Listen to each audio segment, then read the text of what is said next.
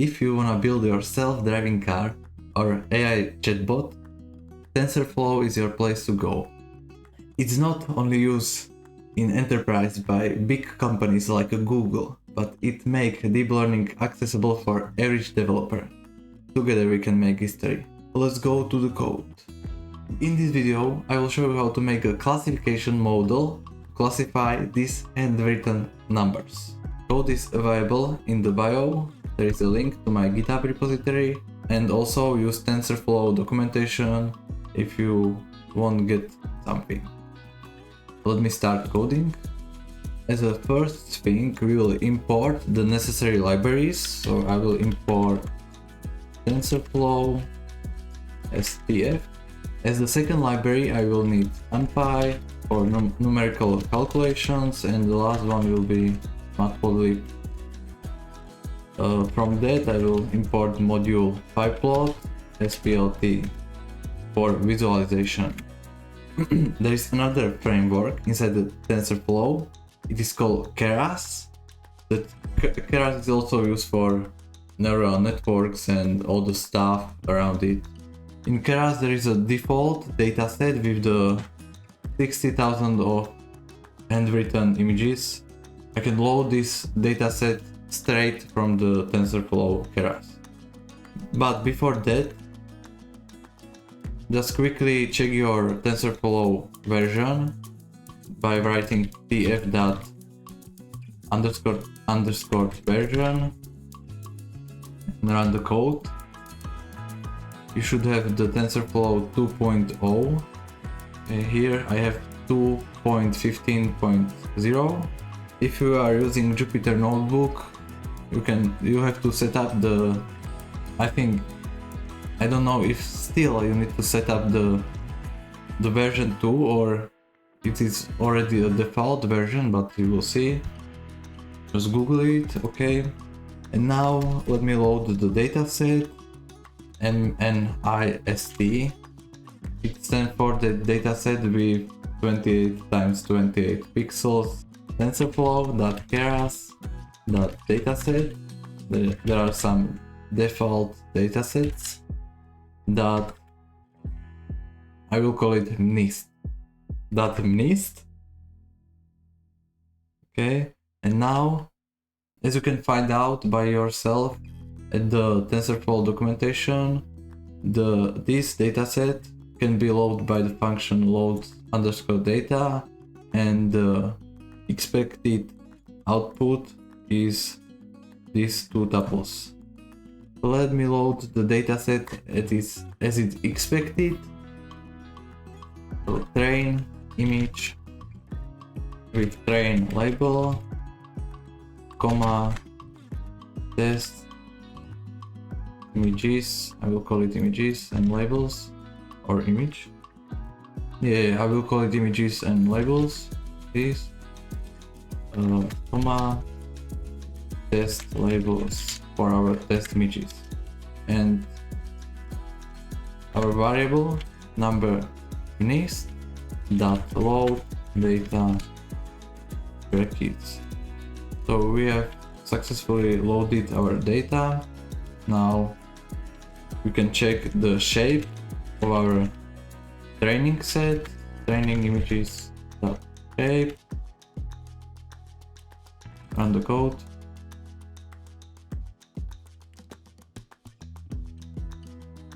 We have 60,000 images in our training set, and the shape of the image is 28 pixels times 28 pixels. Let me print out the plan of the training labels. Run the code again. This TensorFlow takes a lot of time. Not very fast with this little task. It is fast, but it needs some time to speed up. We have 60,000 labels that are matching with our images. You can print out the len and shape of the test images and labels. And the last thing I will show you is how the label looks like. So train labels. I will print out all the train labels here. comment with control plus key plus C. Run the code again. As you can see, the labels are from 0 to 9. It depends what number is written on the image. Our Keras neural network will expect the input from 0 to 1. So I need to divide the train images divided by is equal to train images divided by 225.0. It is float, so the result will be also the float. Test images is equal to test images divided by 255.0. I can show you how the handwritten numbers look like. plt.figure, and it is for that one figure where all the data will be visualized. Next thing is plt.image show. Here I will show the train image, for example the second one. Next thing is plt color bar. It will display the color bar on the side of the image. Plt grid, I don't need a grid in my image. And last is plt.show. This is for running the figure. Let me run the code. This is number 4. This is the color bar, and you can see this is 28 pixels by 28 pixels. And our model will decide after the training what number is on the picture. Yeah, that's pretty cool. Okay, now we have our data prepared. It's time for creating our model. This is probably your first neural network created in the TensorFlow, so I won't go to many details, but I will make sure that you will understand everything. That means our neural network will be stored in the variable model.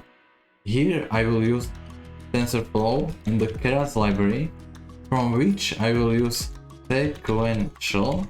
Sequential serves us by putting one layer of a neural network next to another layer of neural network. That means we can stack up these layers next to each other. I will put random layers to our model because we will be here like hours. This is the first tutorial. Don't worry, we will get to all details in the next tutorials. How I can add a layer to my neural network? Simply by writing TensorFlow Keras layers, and here I will choose a layer.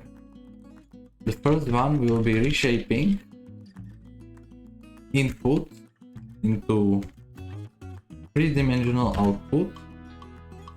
Our input is still the 28 times 28 image, but I need one more dimension for the color, because as the second layer I will use the 2D convolution on 2D with capital C. Okay, the convolution will have 32 different filters, so 32 different output maps. The kernel is like the width and the height of the kernel will be 3 by 3. And the last thing we need to put in this convolution is activation function. In this example it will be the rel function. Rel is like this straight line and then line this way.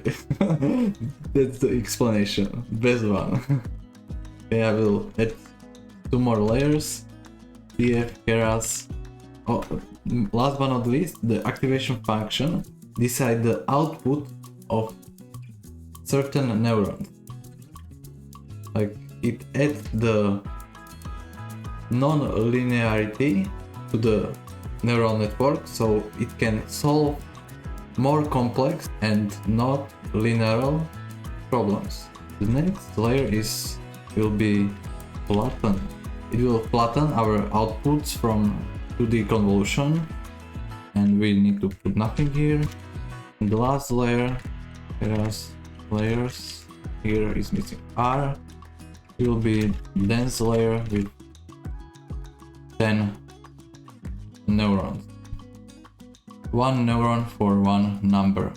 So the first one will be representing the number 0 and the second one number 1. And it will somehow work. There is a lot of stuff happening behind this code, but don't worry, we are just starting. It's okay. Let me run the code if everything is working or not. Okay, it's moving, it is very slow every time I run the TensorFlow. I did a mistake somewhere. The mistake is here, it is not an input, but it is input shape. But this is only the syntax mistake. You can look to the documentation and it will be okay. Another, yeah, it is kernel size, not only kernel. And the code again.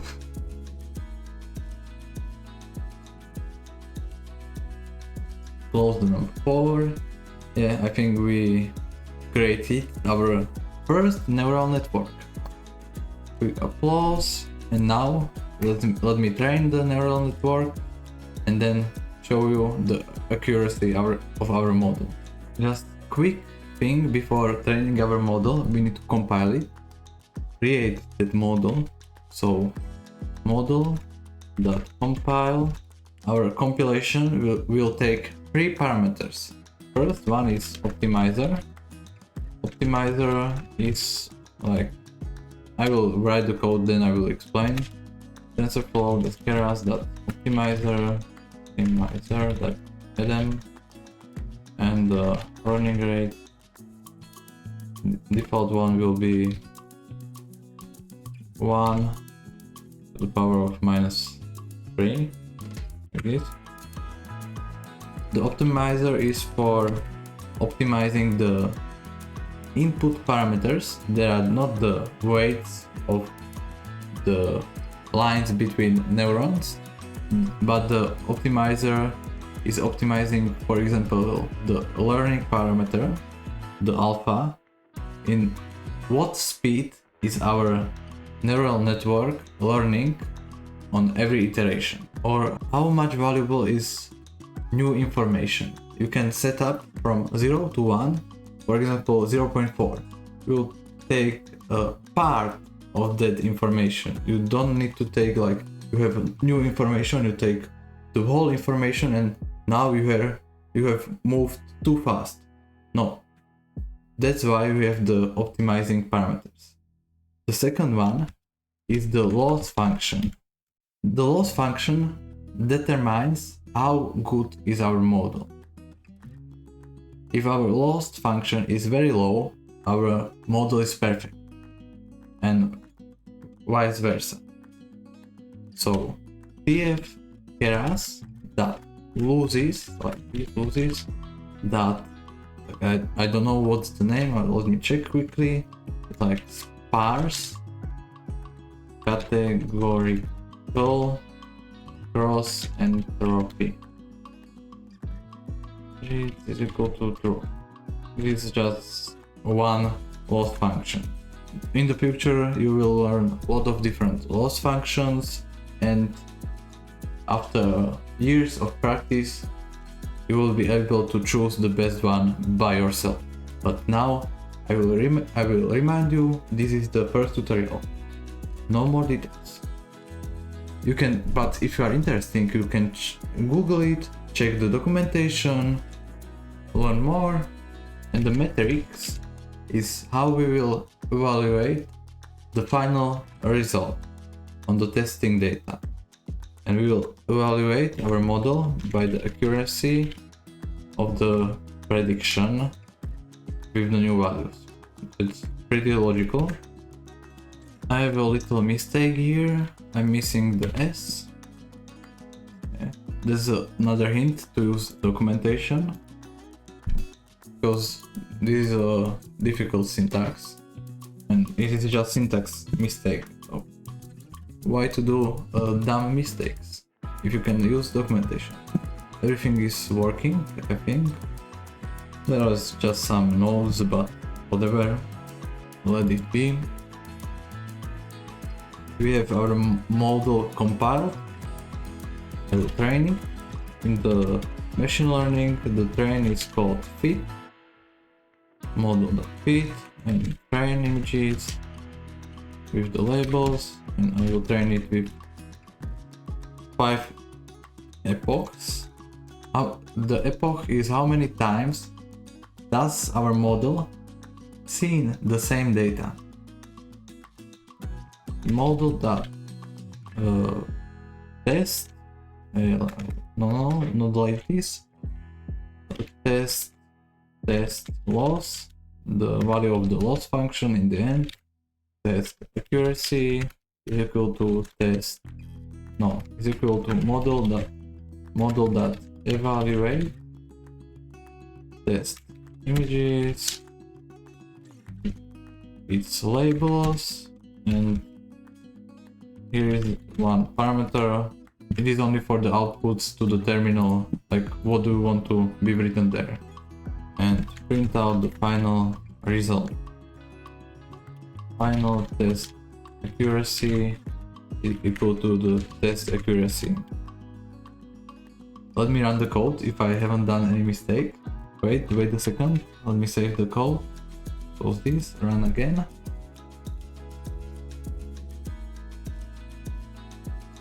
Okay, close the number 4. We are training, okay. See, it will take some time, maybe 1 minute. And now the last one. The last one. We are getting to the end. What will be the accuracy of our model? Let us see. We are curious to see, so it is 89%.